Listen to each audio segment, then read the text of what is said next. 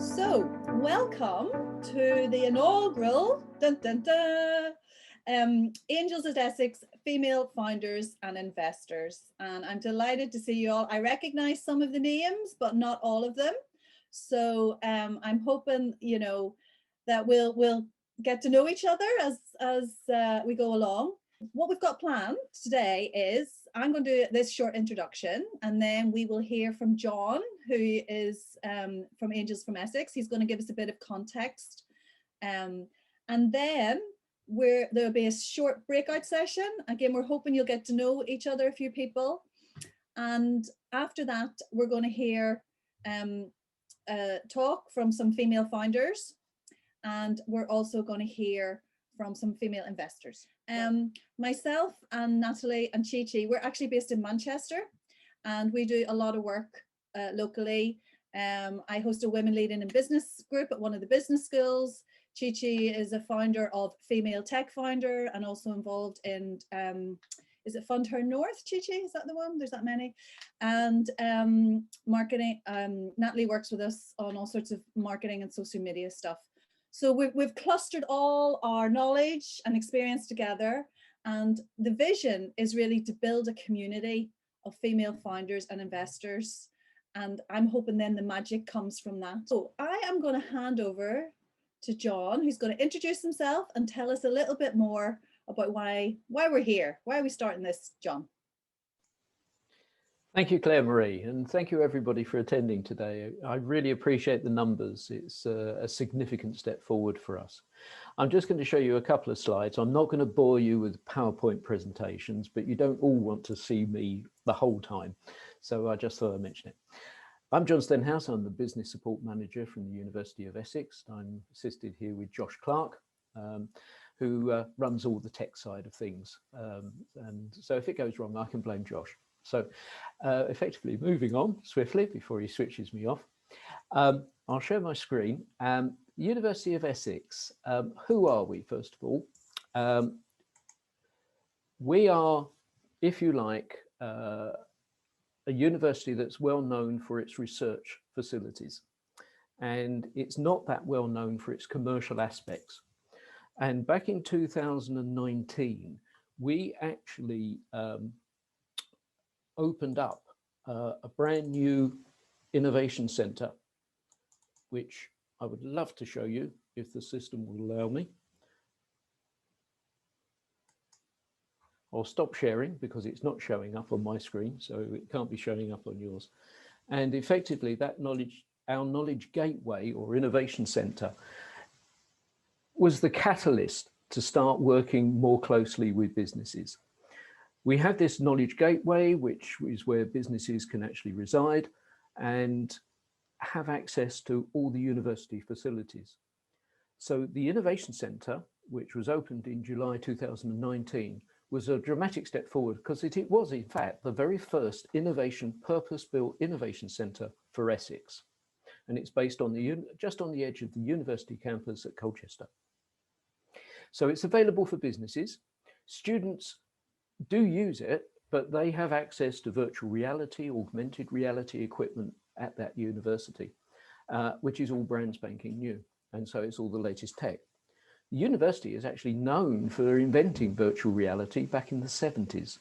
So that's its accreditation. But it's augmented reality, virtual reality, but we do biomed, we do sciences, we do have laboratories. We've got everything at the university, and it's one of those well-kept secrets. Back in 2019, the university was designated as a university enterprise zone.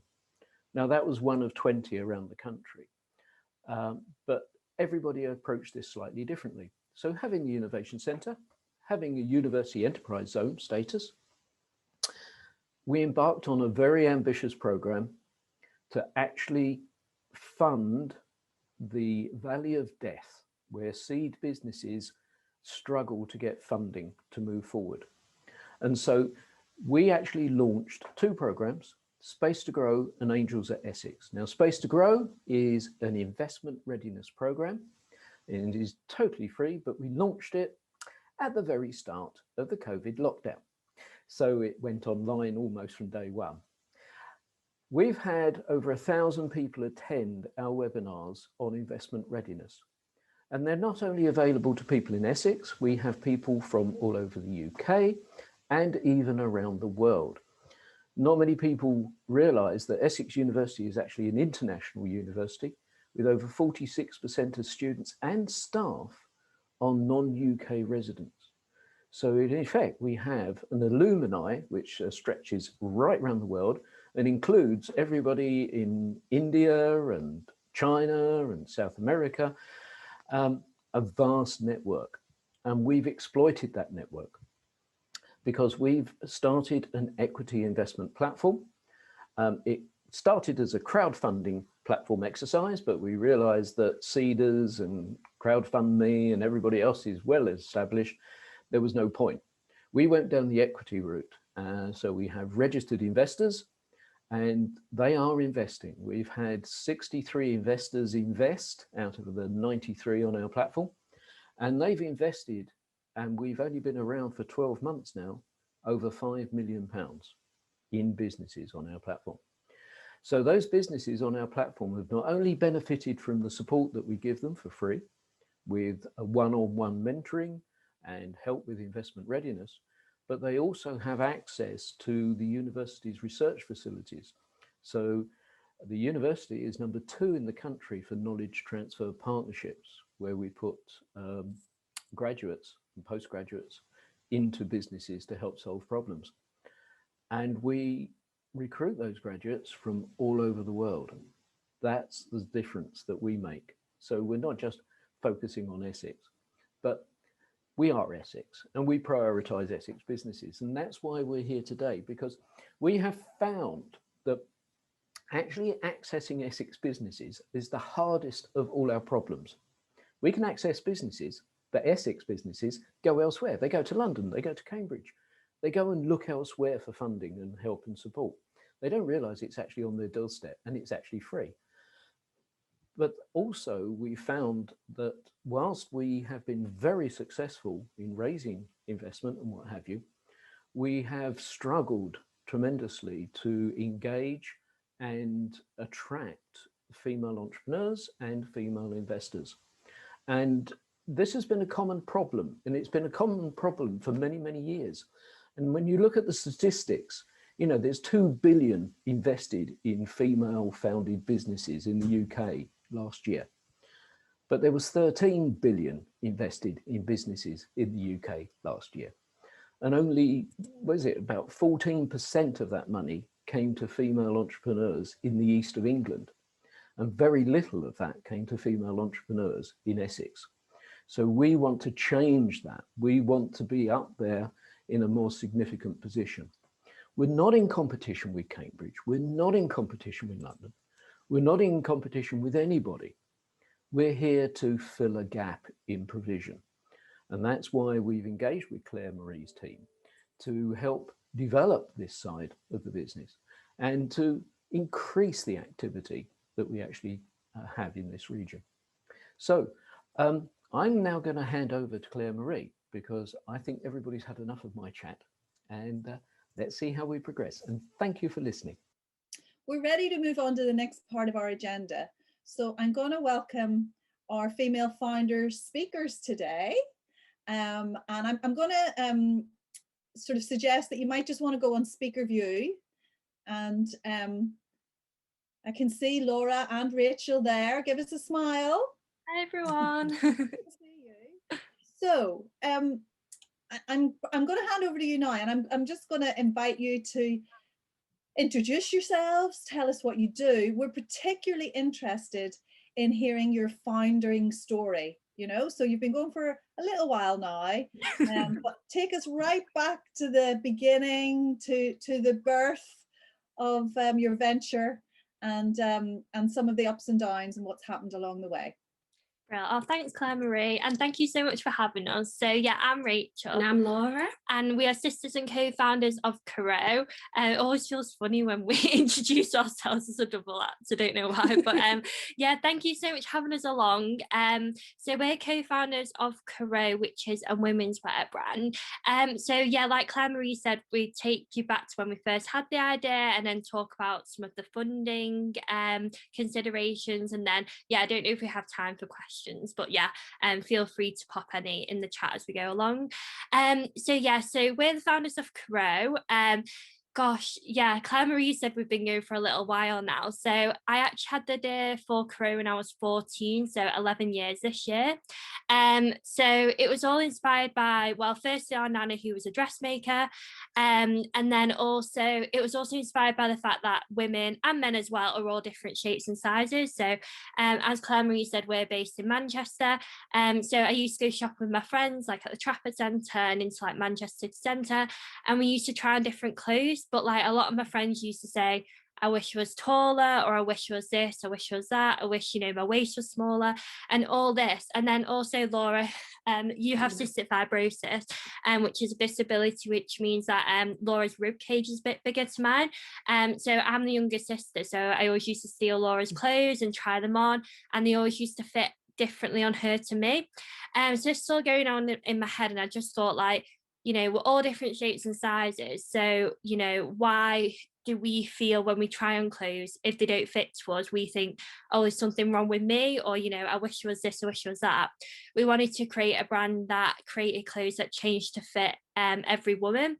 And also, I think, like, I don't know if anyone can resonate, but I think growing up, like, fashion was very much about, the way women looked, or the fact they looked a certain way, and celebrating, one body type, or one group of people. So we wanted to create a brand that was all about celebrating the incredible women wearing the dresses. So that was when we had the idea. So yeah, I had the idea one night when I was like going to sleep, and then I was like, why has no one done this before? So I told you, Laura, didn't I? And basically each dress that we make, I should have brought one, but has like a hidden zip around the waist, so it's actually a top and a skirt. And so that means it can have a different size top to bottom. So say you're like a 12 on the top and a 16 on the bottom, it always fits together. Or you can have like a 10 on the top, a 10 on the top, 10 on the bottom.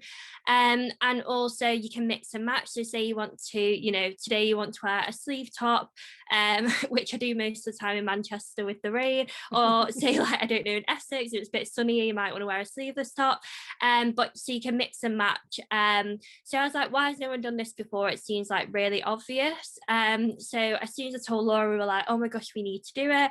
And then that lasted for about probably 5 minutes.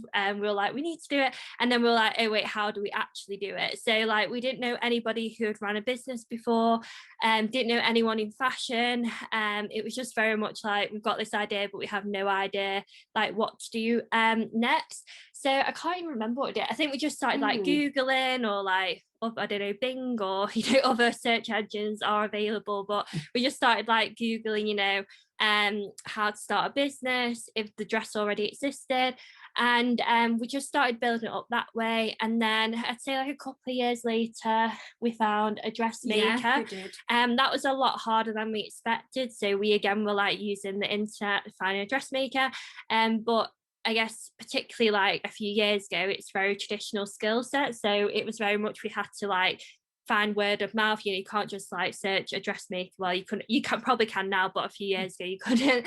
And so we found a dressmaker, and they helped us bring it from like a sketch all the way to the dresses that they are now. It took like 2 years in total. So we did it while I was at university, but trying to get, I guess, the zip to fit how we wanted it to. Like everything, it was like a lot harder than I expected, to be honest. I thought it was going to be a lot quicker. And I guess as well, what I wanted to draw out is like, a lot of people kind of said, what are you doing that for? Like, dresses are made the way we've always been made, why don't you just stick to how dresses are made normally?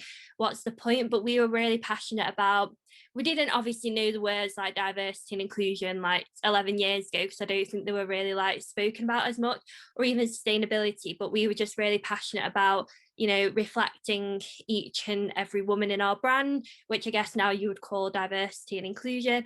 And also I guess treating, you know, everybody like you do in real life, you know, with kindness and respect. So that's what we've always brought through on our brand ever since the beginning, which I guess now you call like sustainability and ethics and transparency. Yeah, so the dress took like 2 years, and then that was the best feeling when we finally put on the dress after 2 years. But yeah, it probably looks awful looking back now. It looks quite different to what it does look like now, but at the time I thought it was like the best thing ever. And then we had this dress and we were like, okay, we've got it now, but how do we sell it? How do we like turn it into a business? So again, it was kind of, you know, thinking about, do we have a website? We were going to a lot of events in Manchester very similar to this, and that's how we met the amazing Chi Chi and Claire Marie. And just going out speaking to people and, you know, how did you do this? How did you do that? And that's been really valuable, because as we said, we went from knowing nobody like to now we just know, like, you know, like this, it's an amazing community where you can reach out to people. I'm trying to think. So yeah, we did like a soft launch, which was like a kind of trial launch in 2017.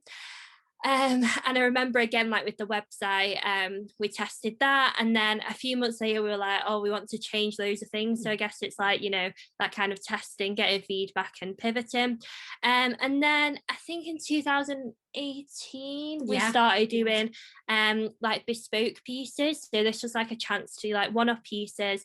It was mainly for like women in Manchester, and it gave us a chance to like test the concept, get feedback, and also try and build the brand as well. So we ended up, well, we're really passionate about, with our brand, we want to celebrate incredible role models. So, you know, it's an absolute honor to be able to dress like incredible women. So we were able to make dresses for people who were getting like MBEs, and also you know, award ceremonies, and that was like a really special time. But then I guess we soon realized like we were probably spending so much time like making these dresses, like it was probably 6 months to make one dress, which obviously, like if you're trying to grow a business, like it wasn't really kind of scalable. But yeah, that was like a really good to get feedback, and it really helped with like getting to know different people. And then we decided, okay, so we want to focus on e-commerce and ready to wear pieces, but we don't actually know like if we can, obviously, like I'm not sure on everyone else's business, but with fashion and production, a lot of the time like you have to pay a lot of money up front to kind of fund the factory run, which like obviously we didn't have. And so we thought, okay, how do we kind of test the market, and how do we I guess prove that hopefully like we can sell these dresses? So that's why I decided to do a Kickstarter campaign. So to be honest, a few people had mentioned it to us, I'd say a few years before, but we'd always heard things like, oh, running a Kickstarter is like a full-time job, it's a lot of work, you know, and that kind of like did put us off a bit. We were like, oh gosh, are we ready to do that? But what I'd say was that, like, don't let that put you off. So we launched a Kickstarter campaign in March to kind of align with International Women's Day, and we had a target of £10,000, and we run it for 60 days. And I think when we hit the target after 3 weeks, we were actually speaking at Female Tech Founder, and it was just like such a special celebration, because I like to be surrounded by everybody.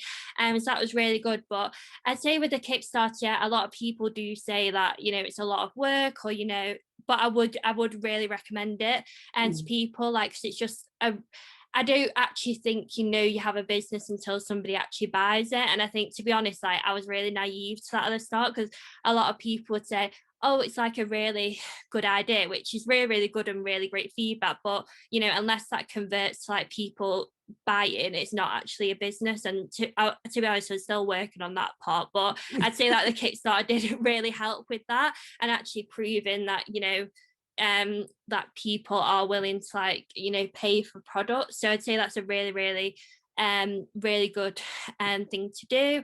And also I think the important thing with that was like just getting people like on this call to share for you, like, you know, you don't even, if you can support, obviously, like with one of the rewards, that's great, but, you know, even if you share or just tell somebody, like that's what really made the difference with us, like sharing it.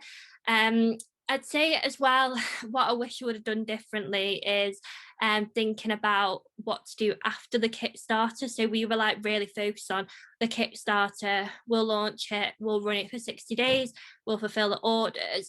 But I'd say we kind of delivered all the orders by like late 2019. Which was great, but then we were like, okay, what are we doing next? So I feel like, to be honest, looking back, I wish I would have like had another collection lined up or kind of had that forward planning, because I think like you don't want to lose that momentum. And then of course like COVID hit, and everyone kind of switched to, well, most people like switched to loungewear and pajamas. So again, I feel like it was kind of like we're at the point where we want to launch our next collection, but it's figuring out when the right time is. But yeah, I'd say the Kickstarter was like one of the best things we've done, just in terms of like when I look back over the last few years, just knowing that we did that, and some you know people did buy the dresses, we just can always go back to that and have that to show. So yeah, I guess in terms of looking forward, we're like trying to develop the next collection and launch that later this year, hopefully. But with COVID, I'm sure you can all resonate, is throwing a spanner in the works with everyone, but hopefully getting a bit more back on track. So yeah, hopefully that was like a whistle stop tour. I don't know how long I was talking for, so sorry if I ran over, but yeah, thank you for having us. So, you know, what we're hoping we're going to build here is the community of female founders and female investors. And that is actually a tricky line. You know, what event do you create that actually speaks to both of those communities? Because they're obviously related and linked and maybe two sides of the same coin, but they're also different, and you know, they want to hear their own things. So we will be listening out to you to hear what you want to hear, and we'll curate that for you. But we're thinking at each of the events, we're hoping these will be monthly events that will be a combination of speakers and networking. And we're hoping to pick a theme each time and hear from a founder point of view and hear from an investor point of view. So that's sort of our cunning plan. And again, you know, give us some feedback if you think that will work, or if for some reason you don't, that would be great. So this month, I am delighted to welcome Harveen to the stage, to the screen. And Harveen, I'm just going to hand straight over to you. We only met in the last couple of days, but I feel like you're a firm friend already. So tell us who you are, what you do, and how this connects to female investors. Thank you so much, Claire Marie. Thank you to you. Thank you to John, and well done, Angels at Essex, for launching the Female Founders and Investors concept. There are so many synergies here. Thank you so much for those of you that are listening in. I'm based in Essex, so I'm an Essex girl. Secondly, my background lies in fashion. We've had lots of people talking about fashion today, so my own career was founded at John Lewis, the department store group, and then New Look and Topshop. So I've enjoyed a fashion career, and that led me on into the world of talent. I'm a headhunter sitting in fashion, retail and consumer. My company is called HGA Group, and we are 18 years established. My chair at HGA Group is a gentleman called Greg Tufnell. He is the ex-CEO of Mothercare. So lots of fashion knowledge and information. If anybody would like to connect or talk to me, I'd love to, so please do so.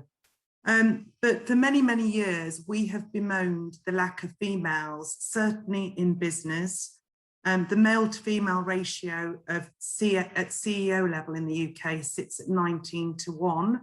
And at CFO level sits at 6.5:1. Likewise, we know that females are very underrepresented in the investment community. For every £1 of VC investment in the UK, all female founder teams receive under a penny. Ironically, however, on the other side of the coin, companies with at least one female founder generate 78 cents of revenue for every dollar invested, whilst male-led startups generate roughly 31 cents. But startups with only female founders receive just 3% of total invested dollars globally. I'm female and I'm a female of colour. We co-found, Greg, myself and Sue, the other co-founder of HGA Group, we co-founded EVE in January 2020. EVE is a female angel investment consortium. We do not focus on female founders, principally because there are a lot of other organisations out there now focusing, as they should be, on female founders. We are focusing on female investors, predominantly because there are fewer organisations focusing on female investors. And our whole mantra is, if the number of female investors also does not go up, that's going to have a significant negative impact on the number of female entrepreneurs being funded. You can't be what you can't see. It's as simple as that. We started in January 2020. We hosted 2 face-to-face events in central London, and then obviously moved to Zoom as pandemic hit. So to date, we've hosted about 15 monthly Zoom pitch events. We've represented or showcased some 45 robust startups, SMEs. The sectors that we cover, fashion definitely is one of those, fashion stroke consumer. So there's a lot of interest at the moment in terms of the type of company that Laura and Rachel have founded. Sustainable fashion obviously is right up there. Food and beverage, alcohol-free drinks, food, beverage, with luxury chocolate. So definitely startups in the consumer space, that's very, very big. But we also focus on energy and renewables, automotive, sustainability and packaging. And some of you have also outlined this today. We focus on a big idea. It has to be a big idea. Of course, it has to be scalable. And there has to be a robust leadership team in place, even if it's just 2 people. It obviously has to use technology. So we have been going since January 2020. We've had 3 successes from a standing start. But principally our numbers are low because only 13%, as I say, of business investors in the UK are female. The numbers are absolutely shocking, and they're even lower in terms of minority females, so women like me, women of colour. So that is the flag that we're flying. Our most successful raise has been for a company called Tonic Health. Tonic Health is a disruptive health energy drink. They are 18 months old. We've raised for them twice. They are now in over 600 Holland and Barrett stores. They're in Boots, they're in WH Smith. They've just launched in Sainsbury's. And with our second raise, they're now entering the States. So when it happens, the ability to help SMEs and startups is significant. So I'm on a mission, we're small. There are only 13% of business angel investors are female. And we're taking the system on, because the other thing is none of us are investment bankers. We've all come from the world of commerce. We've all helped businesses grow in the 5 sectors that we've mentioned. And coming in as an outsider investment, although lots of companies now talk about diversity and wanting diversity, so many of the steps that I see that are bedded in the world of investment actually fight diversity. So it's a mission that we're on, and I'd love to connect with both female founders and female investors. So thank you to John and thank you to Claire Marie for this inaugural launch of your Female Founders and Investors. The next Angels at Essex Female Founders and Investors is on Wednesday, the 9th of June. And in fact, we've got this is a 3-month pilot. So if this works, We've got May, June, July. The July date is Wednesday, the 7th of July. Do you see what we're doing there? And it's always going to be between 12:30 and 2 o'clock.